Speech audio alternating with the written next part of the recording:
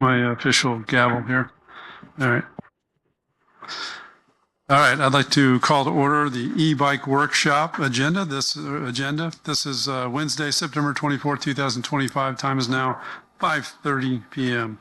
We'll start with the Pledge of Allegiance, followed by a moment of silent meditation.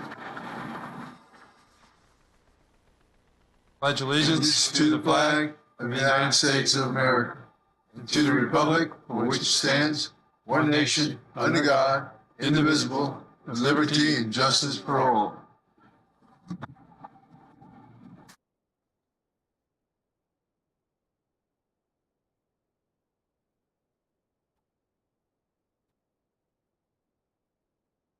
Okay, we'll start with roll call. Mayor Nickel, Here. Deputy Mayor Gurton, Here. Councilmember Nutt, Here. Councilmember Romy, here, Councilmember Dyer, Here. also in attendance, City Manager John Coffey. City Attorney Bone and Chief Butler. Okay. Looks like everybody's here, so we can move on to additions, deletions, or changes to the agenda, if any. Does anyone on council have any changes? None. We'll move on to e-bikes discussion. This is to consider receiving a presentation by Police Chief Butler, reviewing existing and possible new laws, receiving public comments, and providing direction to staff. Chief, I will turn it over to you. Thank you. We'll pull up a PowerPoint here. Okay, first of all, thank you for giving me an opportunity to speak to you guys today about e-bikes and this issue that is affecting our community. It's really affecting every community in the state. City Manager Coffey and I thought it would be a good idea if we did a quick presentation to kind of give you an update on what are the current laws, kind of an overview of some of those laws, just a real quick presentation on that, and kind of talk about the different types of e-devices that are out there right now, and then also take a look at what some of the other communities in the state are doing about e-bikes. Okay, go to the next slide. Next slide, please.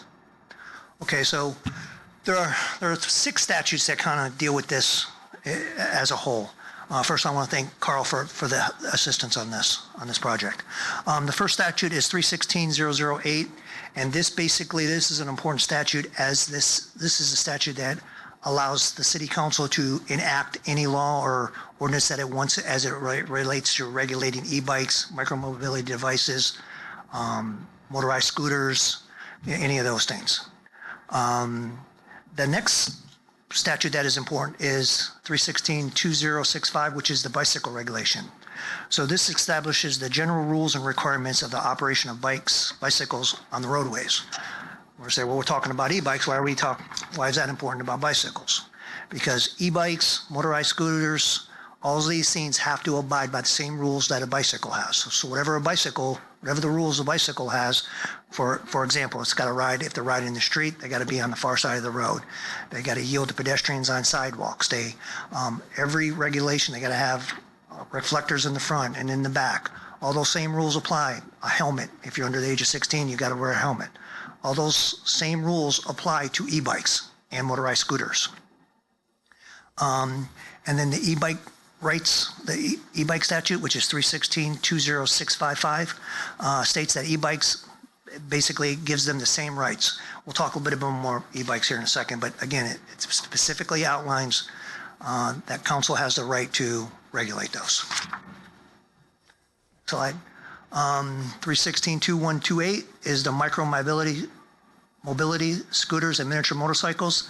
This establishes the general guidelines and rules and requirements for the operation of scooters, motorized scooters, and micro-mobility devices. It's important to note that this year, Senate Bill 462 came out and it changed the definition, drastically changed the definition of micro-mobility devices. And we'll talk about that when we get to that slide.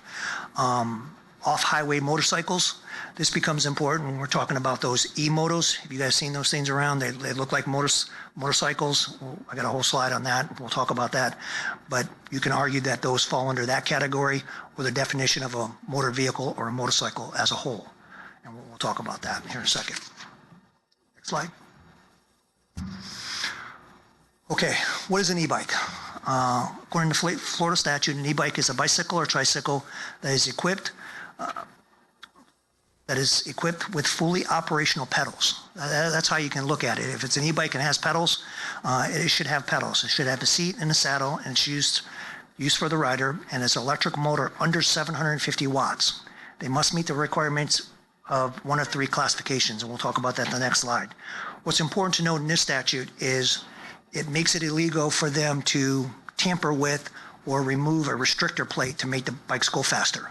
If they remove that, then it's no longer an e-bike, and it could be considered an off-highway motorcycle or an actual motorcycle, depending on how fast it goes. So it's if we find they did that, then it doesn't fall under any of the e-bike rules or laws.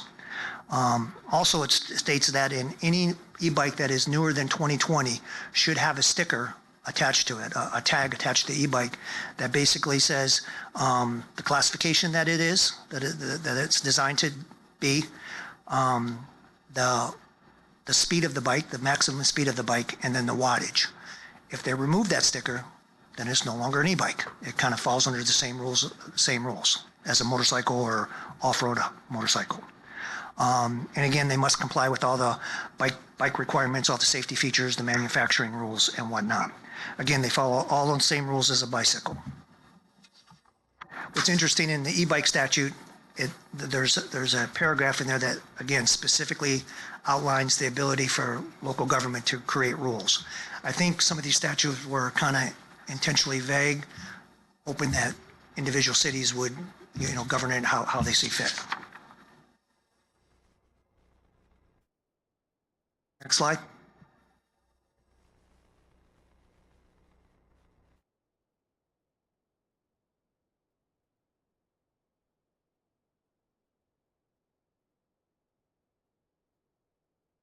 So you guys have the PowerPoint.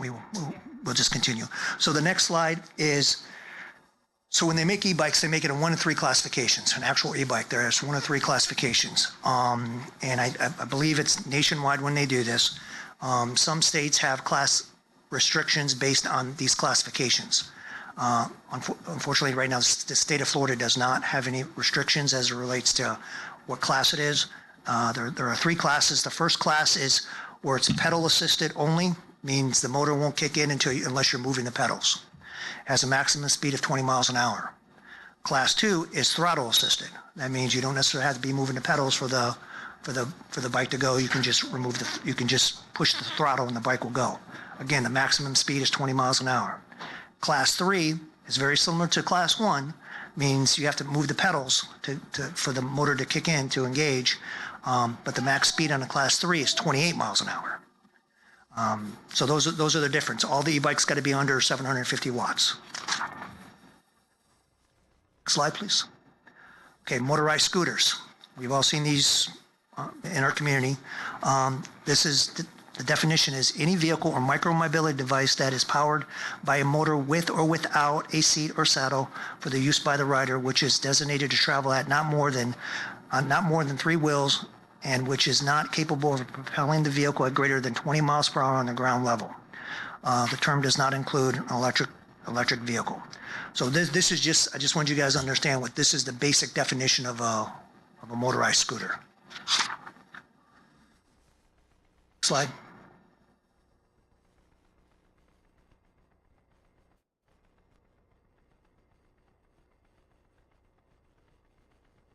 So we'll just continue. The next slide, this is where it can kind of get a little tricky. This is where some of the confusion kicks in a little bit, the next 2 areas.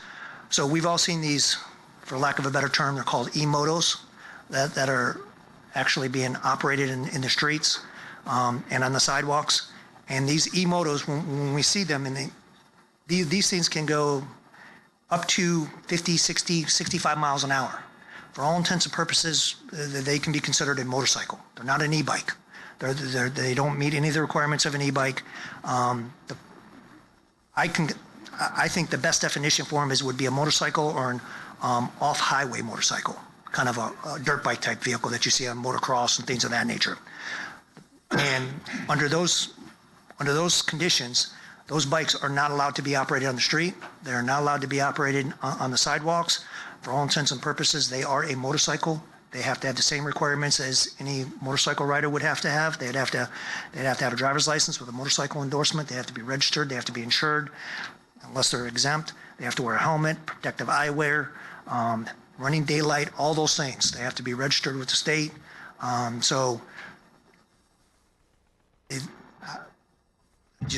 was riding my bike over the weekend, my bicycle. I don't have an e-bike, my bicycle, and I came across a young man in Satellite Beach that was actually operating one of those. I stopped and talked to him and just asked him about his motorcycle, or asked him about it, and he was telling me his goes 65 miles an hour. And I'm like, how are you riding this? I mean, he goes, yeah, it's an e-bike. I was like, it is not an e-bike. So, I mean, he was nice and everything. It's just, I don't think people understand that. I don't know if parents understand how fast these things go and the dangers that are associated with them. All right, next slide, please. All right, the next slide this is where it really gets tricky, is the micro-mobility device, motorized scooters, and mini motorcycles. This is the statute that applies with that. And I'll read this one because this is the one that changed recently. A motorized transportation device, so it doesn't even really say what it is, motorized transportation device designed for individual use, which is typically 20 to 36 inches. Note the word typically, so that doesn't mean it has to be, in width and 50 pounds or less in weight, and which operates at a speed typically less than 15 miles an hour, but no greater than 28 miles per hour. The term includes the human-powered and non-human-powered devices, such as bicycles, electric bikes, motorized scooters, or any other device that is owned by an individual or a part of a shared fleet.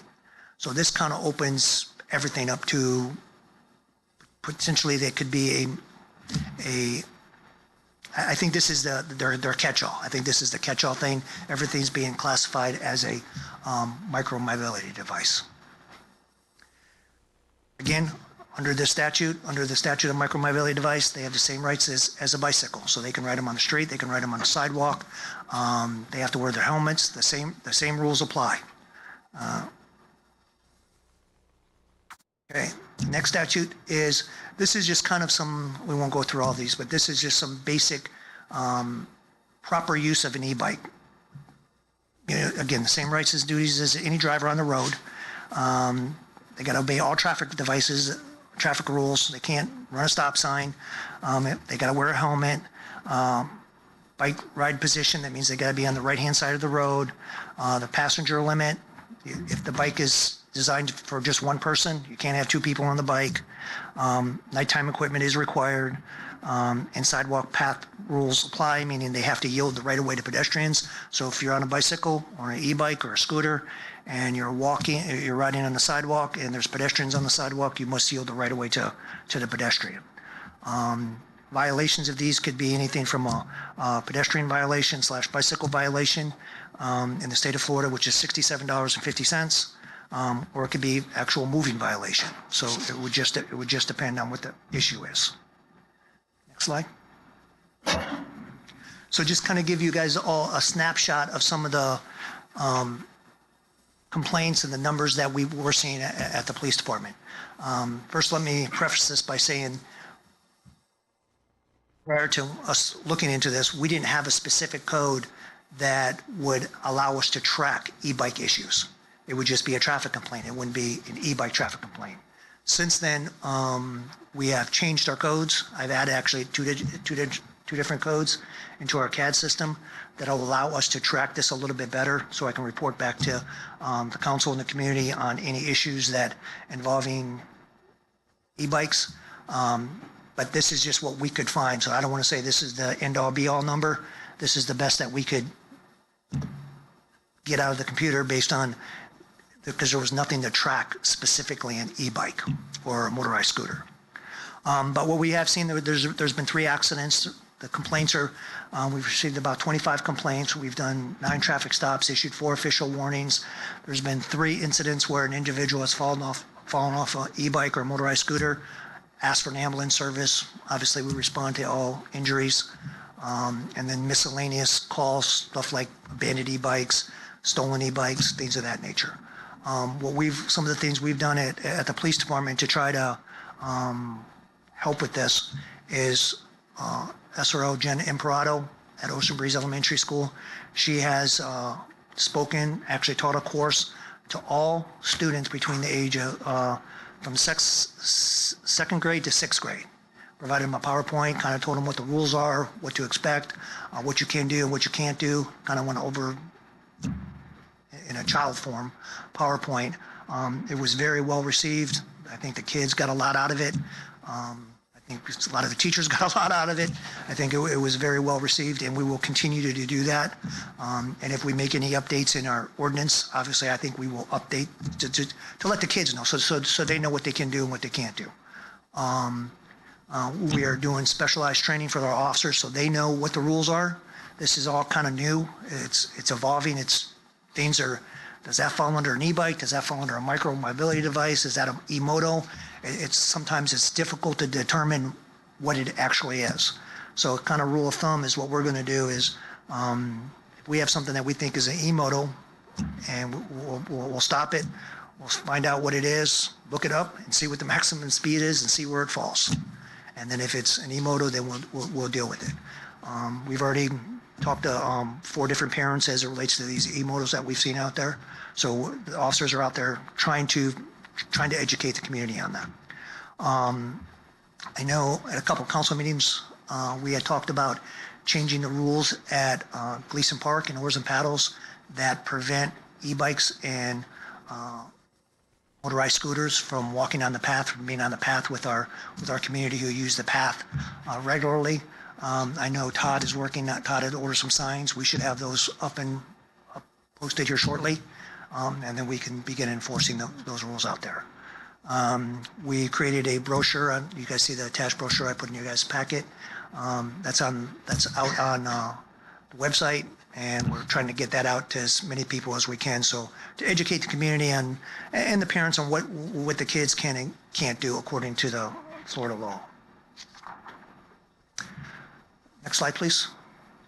And then here are some of the ordinances and regulations that some of the other communities around the state have kind of looked at and actually enacted. I will say that doing the research, it seems like a lot of communities are coming up with some sort of ordinance to try to address some of this. Some of the common themes, if we do decide to do an ordinance, we should probably address riding e-bikes on the beach. Should we allow that? Should we not allow that? Some communities allow it. Some communities don't allow it. Sidewalk restrictions. Some communities say they don't want them riding on the sidewalks at all. On a street that is 25 miles or less, they would rather have them be on the street versus the sidewalk. Some have age restrictions on should they be on the sidewalk or on the street. Some have created speed limits for the sidewalk. A common speed limit for the sidewalk is 10 miles an hour. Some have created a speed limit just for e-bikes and motorized scooters in the city, generally speaking, just being 15 miles per hour. Some have considered age requirements. Seems like the majority seem to be in between the 11 to 13 age range. Some cities have said Class 3 requires you got to be 16 years old if you're going to operate a Class 3 e-bike. So there's kind of all different kind of things going out there. Some require a photo identification if you're riding an e-bike. Kids can get IDs. Some have created parking requirements. Fine amounts, they seem to be between $30 and $100 for city ordinance violations. Some have created reckless driving, and with that, enhanced penalties. Some have created where if a police officer goes to stop you and you run from the police on your e-bike, we're seizing your e-bike. So there's a whole bunch of different things that are out there that we can kind of bring to the table if that is something that you guys choose to do. I know Key Biscayne Police Department or not police department, but the city of, they just banned them all together. There was I guess a pretty bad incident up there involving a child, and they just banned them. So, I mean, it's all over the place as it relates to different ordinances. I know Cocoa Beach just adopted one here within the last month, and theirs just focused strictly on reckless driving. So if you're recklessly driving, they try to define what a reckless operation of an e-bike is, then the officer can cite them for reckless driving. So it's just, there's all kinds of different things out there. Last slide, and then some of the things that we can, some of the benefits, if you guys, we do decide to create an ordinance, is, increase pedestrian safety. I think it will reduce the risk of accidents and injuries, and I think it would better. I think there would be better compliance, because I think we would be able to educate the community if we had an ordinance that was not as vague as some of the state statutes, and then it will help with the enforcement capabilities as well. Presentation, and got any questions or comments that you guys may have? Okay. Thank you very much. Very informative, very confusing, all the above. It is. It is. This is definitely a tricky subject matter for sure. And I don't envy you for your enforcement efforts that are undoubtedly going to be required at some point in time, or continue to, they'll continue from where they are now. Yes. When did you mentioned adopting, you call it new codes relative to tracking the e-bike issues, complaints, et cetera. When did that happen? When I was preparing for this, I went back to our CAD system and said, okay, let me see how many, because I knew you guys were going to ask how many complaints have we gotten, how many incidents have we gotten. And it was very difficult to try to retrieve information out of our CAD system, because we don't have a code that specifically allows me to get that information out of it. So we just incorporated that as of this week. Okay. Yes. All right. So these stats are Old. kind of best of what you could find. Yes, yes. Where they specifically identified something. Yes, I will say that the number of complaints has been increasing from year to year. 3 years ago, when we hardly got any complaints, we're getting a lot more complaints today than we ever have. Okay. Yeah, the age requirements, that's a very, very tricky one. Seems like the majority of folks that have implemented rules are requiring kids to ride on the streets. And that, while I get it and I understand it, because we don't want to have the conflict with pedestrians on sidewalks, it also potentially creates another issue with you're putting kids out on streets to obey traffic laws that motorists are using. And if you're 11 years old, I can assure you, you don't, I know I didn't know anything when I was 11, certainly not the traffic laws. So I can see that, I can see the issues, some of the issues with doing that. Yeah, and again, I'm in general agreement with the restricting them from riding on sidewalks, but it's by the same token, I think age plays a big role in that. Do we want them on the street? Do we want a 12-year-old on an e-bike that goes 28 miles an hour on the street? But do we also want them on a sidewalk where there's somebody walking and, you get hit by an e-bike that's going 20, 25 miles an hour? That's certainly the potential for serious injury could occur. So I am happy to report that, speaking to Sergeant Barberi and some of the other officers out there, the interaction we have with when we pull one of these kids over, it's all been great. They've been all very respectful, and that's very encouraging. Well, other council members wish to comment on it? Start with Deputy Mayor Gurton. Your complaint department, can you give me a few, complaints that people normally do? You have 25 complaints. Sure. It could be from they're riding in the street, they're popping wheelies, they're reckless, they're going too fast, they're driving over my grass. They're kind of all encompassing. Again, kids are going to be kids. They can pop a wheelie on them. They're going to pop a wheelie on them. Just general not paying attention to the roadway when they're on the roadway type of complaints. I agree with Scott. This is probably the toughest topic we've had since I've been on council, probably. I mean, we got a city that has no sidewalks on some streets. They have sidewalk on one street. They may have a line there, may not have a line there. I mean, Yuma Drive, we're in sidewalk question mark over there. I think one of the things we need to consider is there has to be, when we decide to go ahead and have something, we have to be able to go ahead and punish them, okay? And the cities that I've talked to, the people that are getting good results have their own punishment problems. Some of them, if a kid's 13, they'll carry it over till they're 16, get a driver's license or something like that, and, that type of thing.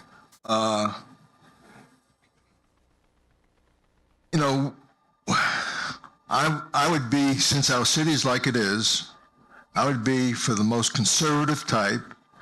And people complain to me all the time because I live off South Patrick and people walk to the park all the time and they got on the sidewalk over there and they come back and said, this kid almost ran me over. Kids won't even alert the pedestrian besides, so we do have to educate them, and we can, between the parents and the school system here and that type of thing. I think we need to go ahead and really lower the speed down as much as they can.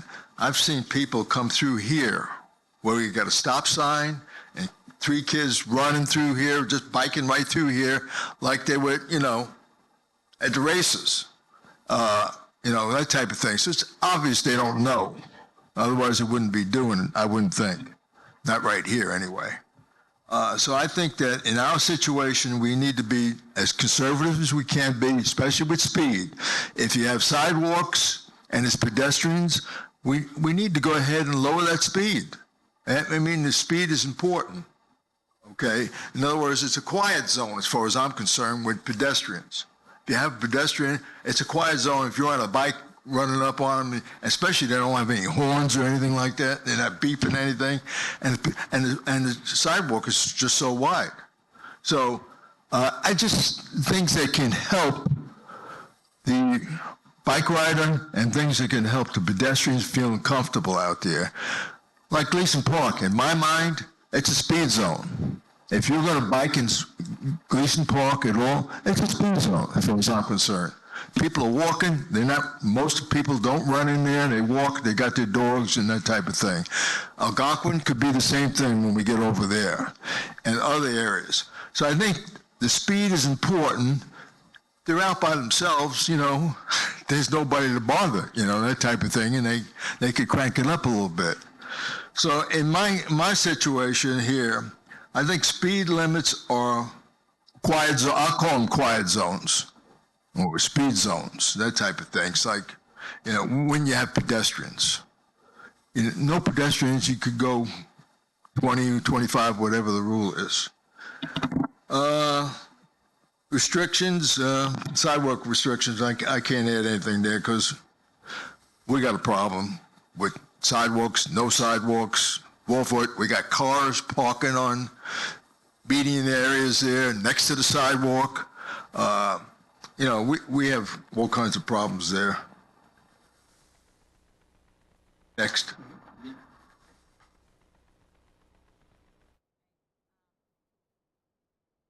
As one of the people here that has kids with e-bikes and all this stuff, it has been really tricky. And in a perfect world, there'd be an e-bike lane in all the places, but obviously there's not room, or I don't think that the cost, everything. A few thoughts is, where are we putting one wheels? Those are getting really popular, and they go all through the park. I would say that's a micro mobility device. It does fall under. Yes. Okay, so I guess that would go into the Gleason Park. I know we didn't get the signs yet, but we are going to get the signs because they're still going now. Early next week, they'll be there. Okay. Yeah. So then they shouldn't be riding in the park at all. Okay. I don't think they know that. Correct. Okay. I would agree. And the enforcement part of that, just so you guys know, we would give them, because right now we have no ordinance to write a citation or anything like that, and it wouldn't fall under a citation. It would fall under, a park rule, and then we would warn them, call their parents, let them know, and then second violation, maybe they can't come back to the park for 6 months or, something along those lines because I have no way to like write a citation or anything Right. that relates to that. Sure. The Razor bikes, is that what you're talking about when you say e-moto? The ones that you plug in? Because that's super popular, but I'm guessing they're not supposed to be out and about. Razor bike, I don't know that They're term. the electric little dirt bikes for kids that you plug in. They don't run on gas? That's part of, Yes, okay. over 28. It is. It is. Okay. Yes. I also want to say, you and I once talked about age requirements and What? age requirements. Yes. And I've really been watching my kids and their friends, and I've noticed the younger they are, sort of the better behaved on these bikes. It's as they get older, they're going a little nuts with the wheelies and the recklessness. They get more confident. Yes. So I'm seeing when all these kids leave Ocean Breeze, man, they are well behaved because I think they've heard it from Officer Imperato, everything. And also, I did like what Frank said about just some kind of consequence, because I think if I could say, hey, if you do this, this is going to happen, that's the only thing that's going to speak volumes right now. Giving me a $35 ticket for one of the kids isn't not going to do much. And also, just again on Officer Imperato, it was great. Everyone said that was it was so beneficial. Relevant, yep. Is there any way perhaps you and Satellite Beach Department can do something at Delora or Satellite Beach High School, like with that police department? Because that's a lot of Indian Harbor kids and residents. I can. Just a thought. I've already talked to the chief over there, Chief Brad Hodge, and I told him that we were discussing this, and I told him I would give him my presentation afterwards, and I can get with him and ask him if their SROs can do something similar. We'll give them everything that we have. We work very well together. All the materials we have, we would give to them. We have a PowerPoint all ready to go, and It could help. yes, that's a great idea. Yes. So those are my thoughts. Thanks.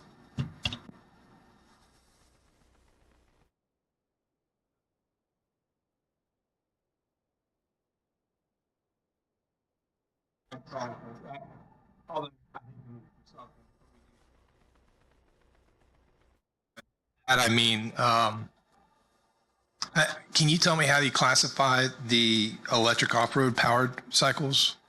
It's, So the e-motos, is that what that is? That- Because there's an actual ordinance like I read in the Palm Coast one that was very specific to the off-road. so the e-motos, what they're categorizing them as, and I would agree with that, and we looked at the statute, myself and Carl did, it'd be considered an off-highway motorcycle is what it's called.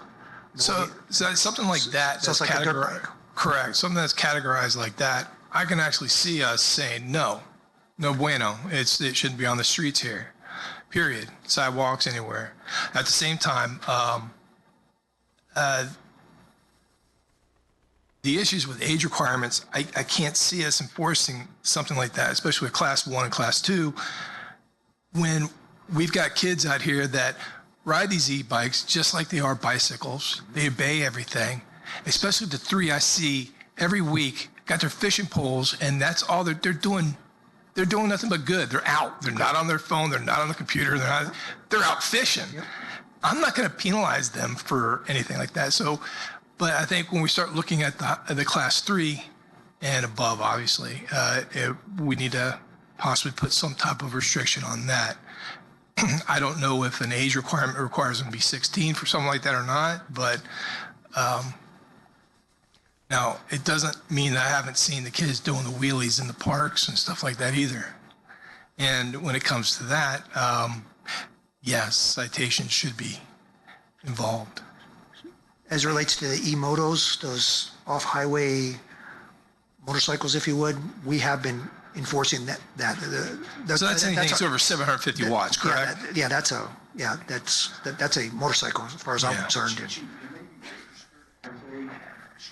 Well, that's the problem is it becomes difficult because they don't necessarily have VIN numbers and things of that nature. So there's a process to do it, but you have to follow the statute to do it, and it's very difficult. It's kind of like trying to register a golf cart as a low-speed vehicle. It becomes complicated.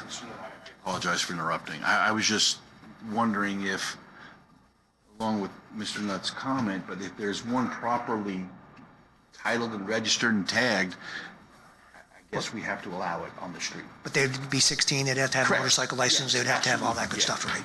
That's an electric bike that's identified as a motorcycle? That E-moto thing that's going Yes. 65 miles an hour could technically be registered to be operated on the streets. And then if that's the case, then they're going to meet the same requirements They as need a every license. vehicles or motorcycle. Helmet, So- absolutely. Right. No, So no helmets. we don't have to write an ordinance for that if Yeah, they're we don't have to registered. have an ordinance. No, it's already established. Right. Thanks, Minnie.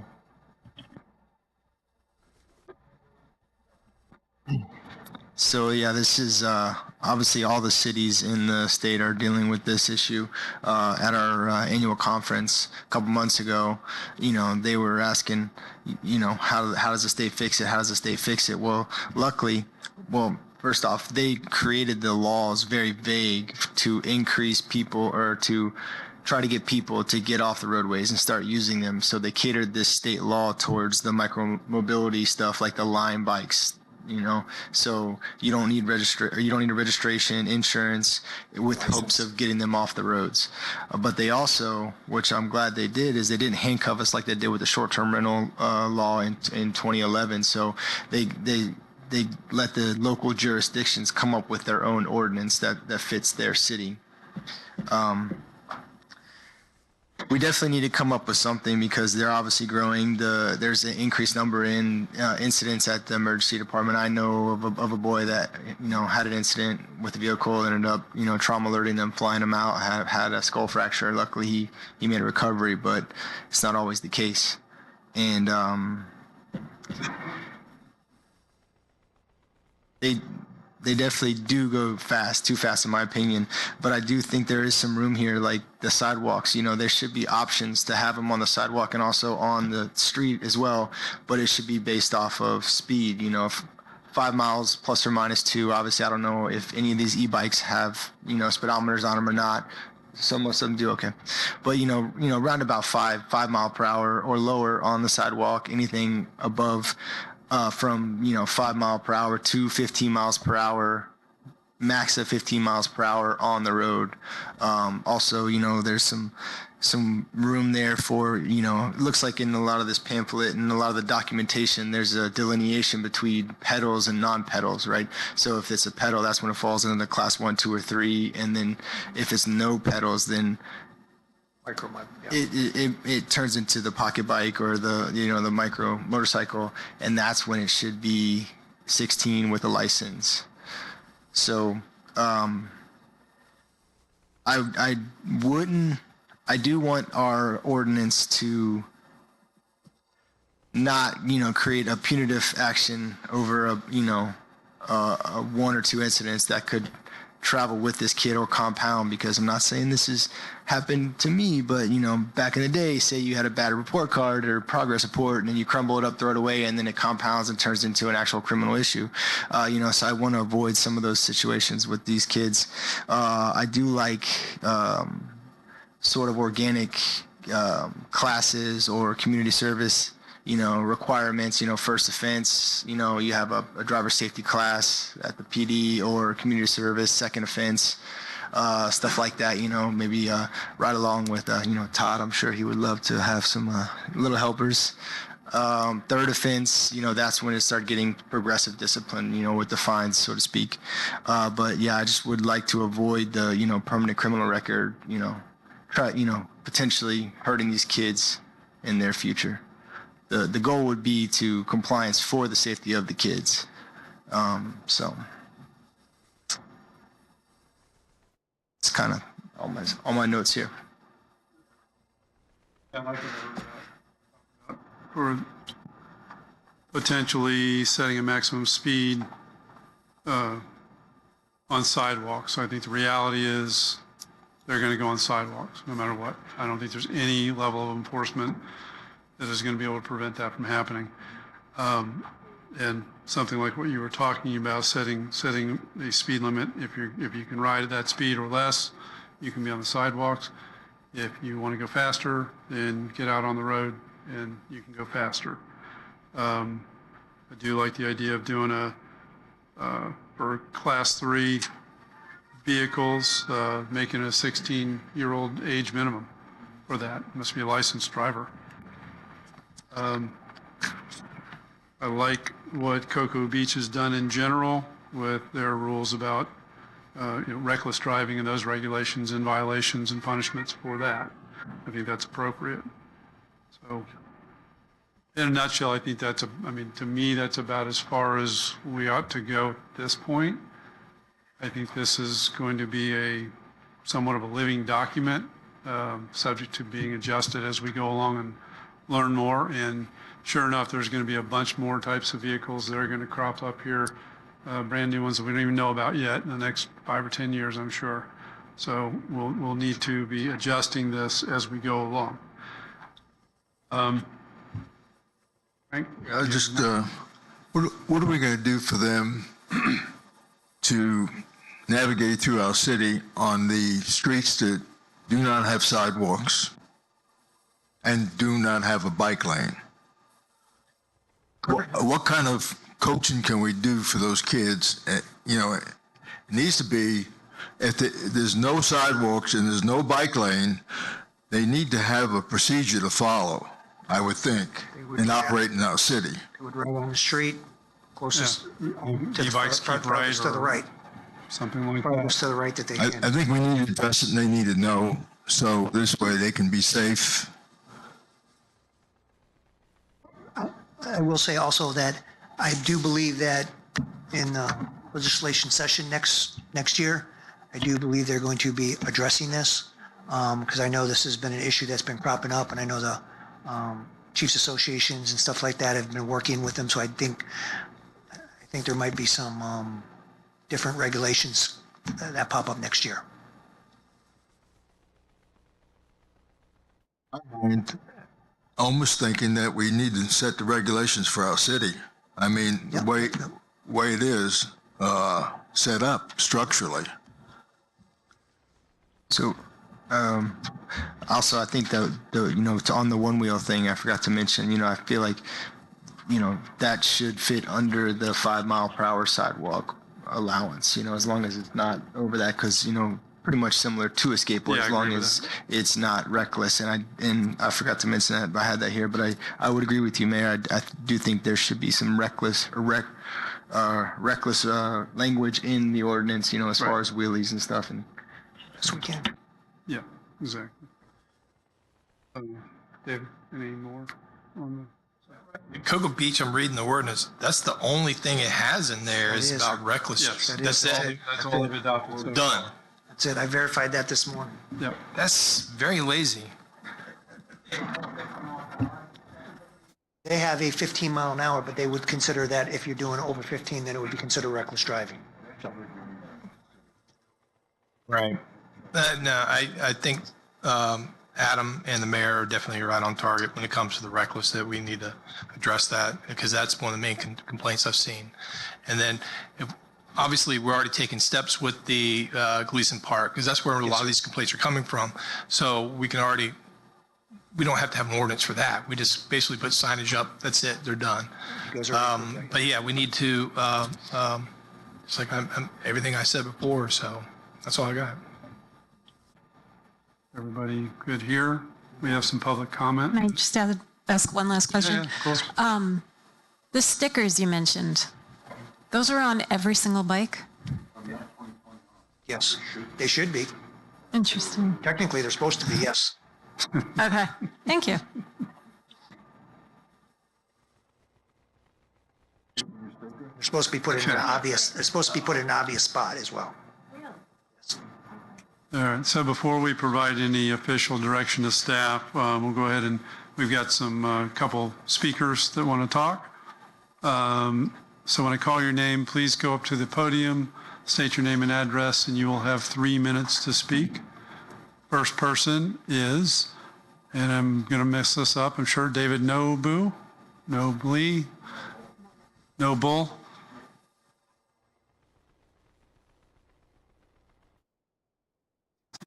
You see where I got Noble? Dave Noble at 1206 Pine Tree, like down here. And Also have a business at 126 Tomahawk. Yeah, thank you for all coming in, and every one of you have seen the issue. I am so surprised there aren't more people here. I would think every parent of every kid who has an e-bike should be here. If they're ignorant about what's going on, I can't understand that, because we all have witnessed it. Your kids, as soon as you turn your back on them, maybe. I know my kids with BMX bikes. I got tire tracks off the roof into the pool. I turned my back. So come on. So anyway, super to have education at the small level. It's the next level. They're the issue, I think. Delora, half our kids go to Hoover. So we got to work that. Might be able to work something out. And if we work those kids, we work the parents. Now, saying that, it's not only kids.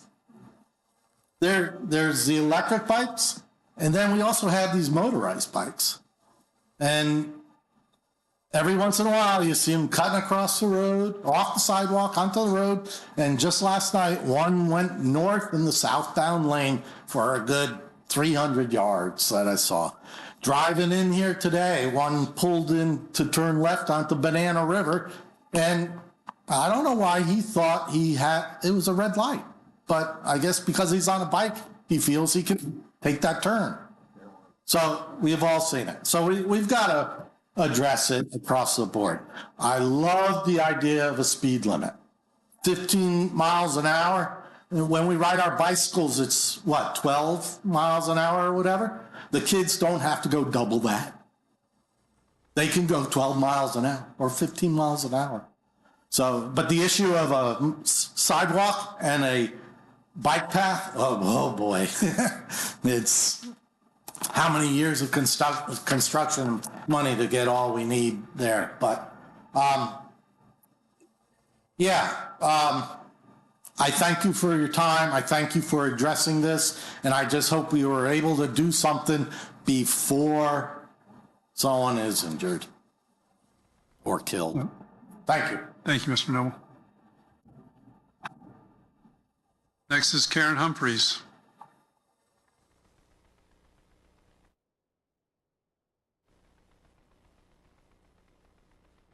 Thank you. I'm Karen Humphreys. I live at 1174 Bay Drive East. I've had 2 encounters with e-bikes, one right coming out of this parking lot. I was coming right out that exit. I needed to turn right onto South Patrick Drive. I looked right. I looked left. No car was coming. I started to pull out. And it is right, there's a blind spot, very bad. There's a pole and a tree. And at the time of day, at around 3 o'clock, it was just starting to get kind of dark. And all of a sudden, zoom, the e-bike. 3 of them, might be the 3 that you're talking about, because I've seen a group of teenage boys, maybe about 13, 14, riding around. They're always together.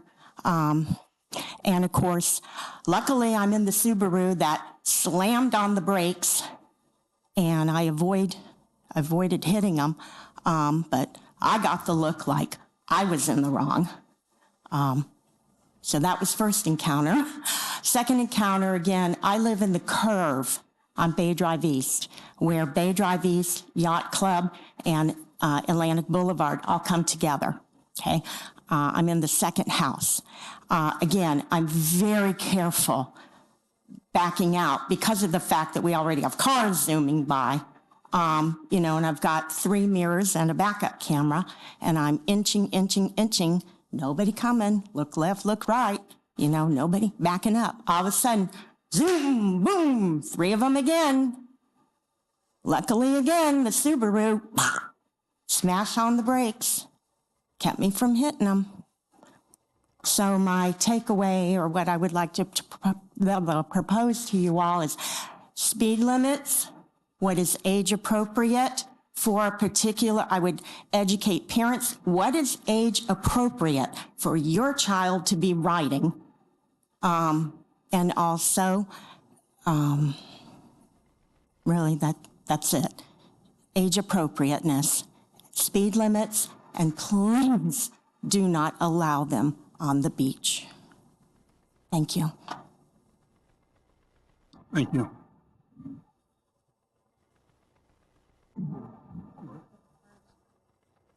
Should, for the ordinance include. We don't have anything.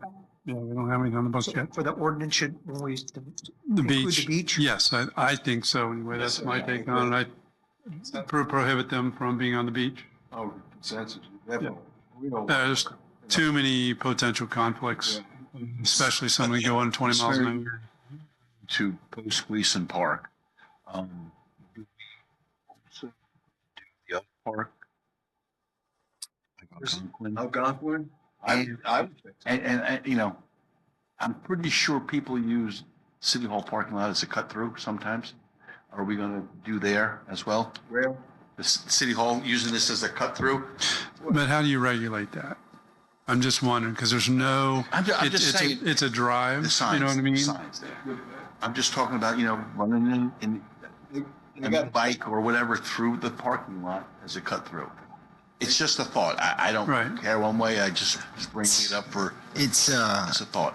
it's difficult because I know you know, eventually the plan would be to get a sidewalk that goes from the library down to the school through Algonquin, you know, so it goes back to, you know, encouraging them to get off the street and use the sidewalk. So I think that's when we should, you know, lean on the speed limit on the sidewalk. You know, if you're on the sidewalk, it could be 5 miles per hour or lower. You know, in Gleason, there is a street with a sidewalk right next to it, so you wouldn't essentially, so I could understand that prohibiting from, but that's just my input. I think Algonquin is going to be a pretty used thoroughfare north-south, so. Yeah, Just want to make sure we got everything covered. yeah. I guess What I'd like to go ahead and mention is that they need to observe the signs. I mean, they came through here a couple of weeks ago, and I was outside, and they shot through the same three people that you're probably talking about, and the young kids having fun.